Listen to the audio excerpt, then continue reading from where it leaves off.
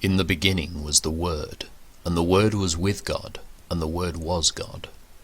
In him was life, and that life was the light of all mankind. The light shines in the darkness, and the darkness has not overcome it.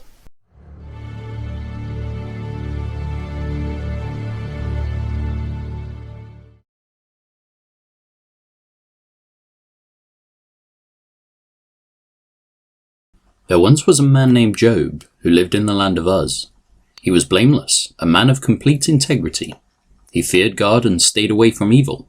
He had 7 sons and 3 daughters. He owned 7,000 sheep, 3,000 camels, 500 teams of oxen, and 500 female donkeys. He also had many servants. He was, in fact, the richest person in that entire area. Job's sons would take turns preparing feasts in their homes, and they would also invite their 3 sisters to celebrate with them. When these celebrations ended, sometimes after several days, Job would purify his children. He would get up early in the morning and offer a burnt offering for each of them. For Job said to himself, "Perhaps my children have sinned and have cursed God in their hearts." This was Job's regular practice. One day the members of the heavenly court came to present themselves before the Lord, and the accuser, Satan, came with them. "Where have you come from?" the Lord asked Satan. Satan answered the Lord, "I've been patrolling the earth, watching everything that's going on." Then the Lord asked Satan, "Have you noticed my servant Job? He is the finest man in all the earth. He is blameless, a man of complete integrity. He fears God and stays away from evil." Satan replied to the Lord, "Yes, but Job has good reason to fear God. You have always put a wall of protection around him, and his home and his property. You have made him prosper in everything he does. Look how rich he is. But reach out and take away everything he has, and he will surely curse you to your face." "All right, you may test him," the Lord said to Satan. "Do whatever you want with everything he possesses, but don't harm him physically." So Satan left the Lord's presence. One day when Job's sons and daughters were feasting at the oldest brother's house, a messenger arrived at Job's home with this news. "Your oxen were plowing, with the donkeys feeding beside them, when the Sabaeans raided us. They stole all the animals and killed all the farmhands. I am the only one who escaped to tell you." While he was still speaking, another messenger arrived with this news. "The fire of God has fallen from heaven and burned up your sheep and all the shepherds. I am the only one who escaped to tell you." While he was still speaking, a third messenger arrived with this news. 3 bands of Chaldean raiders have stolen your camels and killed your servants. I am the only one who escaped to tell you." While he was still speaking, another messenger arrived with this news. "Your sons and daughters were feasting in their oldest brother's home. Suddenly a powerful wind swept in from the wilderness and hit the house on all sides. The house collapsed and all your children are dead. I am the only one who escaped to tell you." Job stood up and tore his robe in grief. Then he shaved his head and fell to the ground to worship.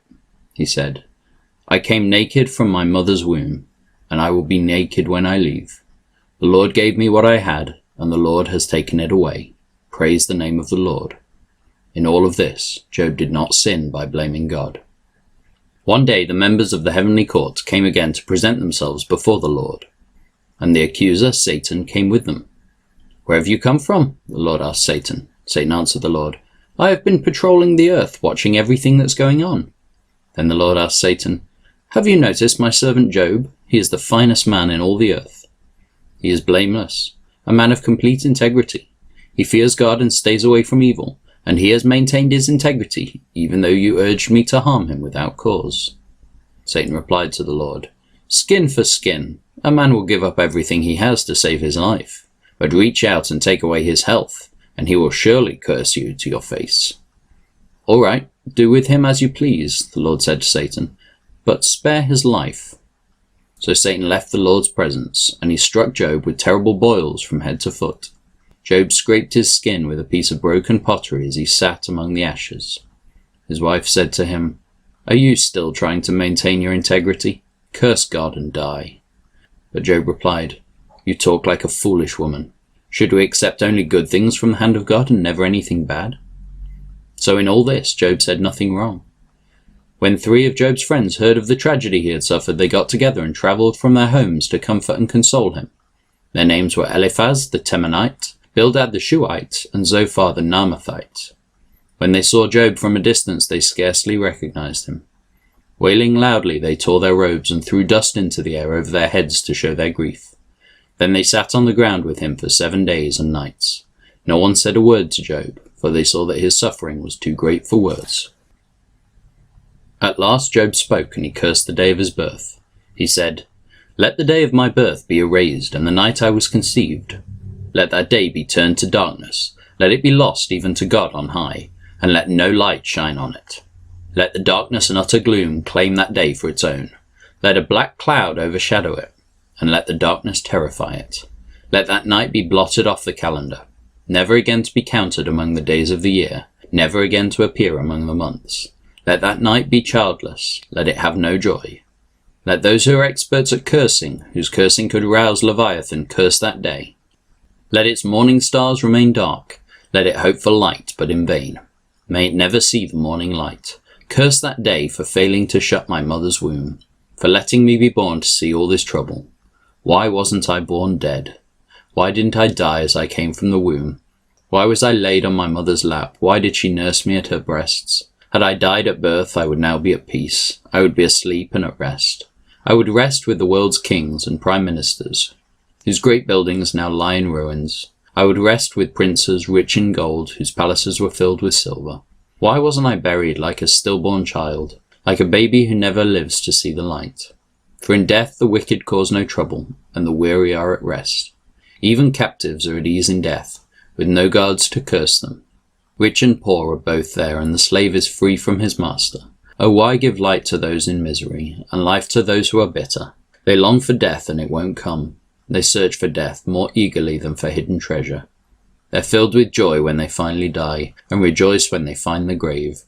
Why is life given to those with no future, those God has surrounded with difficulties? I cannot eat for sighing. My groans pour out like water. What I always feared has happened to me. What I dreaded has come true. I have no peace, no quietness, I have no rest. Only trouble comes." Then Eliphaz the Temanite replied to Job, "Will you be patient and let me say a word? For who could keep from speaking out? In the past you have encouraged many people. You have strengthened those who are weak. Your words have supported those who were falling. You encouraged those with shaky knees. But now when trouble strikes, you lose heart. You are terrified when it touches you. Doesn't your reverence for God give you confidence? Doesn't your life of integrity give you hope? Stop and think. Do the innocent die? When have the upright been destroyed? My experience shows that those who plant trouble and cultivate evil will harvest the same. A breath from God destroys them. They vanish in a blast of his anger. The lion roars and the wildcat snarls, but the teeth of strong lions will be broken. The fierce lion will starve for lack of prey, and the cubs of the lioness will be scattered. This truth was given to me in secret, as though whispered in my ear. It came to me in a disturbing vision at night, when people are in a deep sleep. Fear gripped me and my bones trembled. A spirit swept past my face and my hair stood on end. The spirit stopped, but I couldn't see its shape. There was a form before my eyes. In the silence I heard a voice say, "Can a mortal be innocent before God? Can anyone be pure before the Creator? If God does not trust his own angels and has charged his messengers with foolishness, how much less will he trust people made of clay? They are made of dust, crushed as easily as a moth. They are alive in the morning but dead by evening, gone forever without a trace. Their tent cords are pulled and the tent collapses and they die in ignorance. Cry for help, but will anyone answer you? Which of the angels will help you? Surely resentment destroys the fool and jealousy kills the simple. I have seen that fools may be successful for the moment, but then comes sudden disaster. Their children are abandoned far from help. They are crushed in court with no one to defend them. The hungry devour their harvest, even when it is guarded by brambles. The thirsty pant after their wealth, but evil does not spring from the soil, and trouble does not sprout from the earth.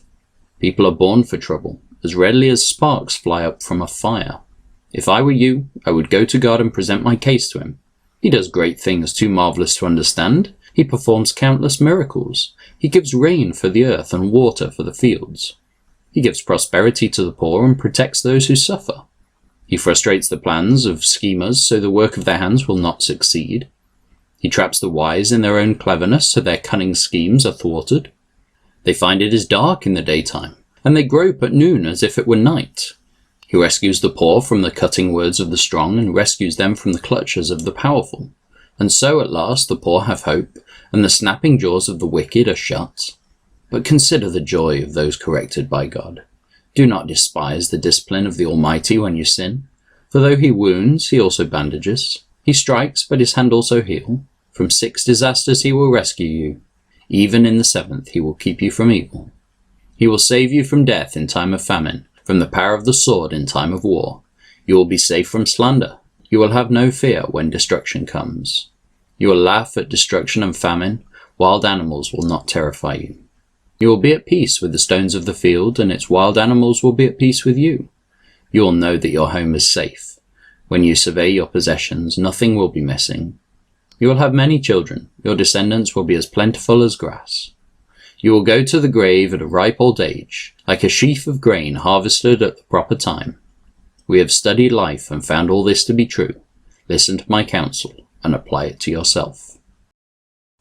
If you enjoyed today's video, please remember to share, comment, and subscribe. And if you want to hear more of God's Word every day, don't forget to hit the notification bell.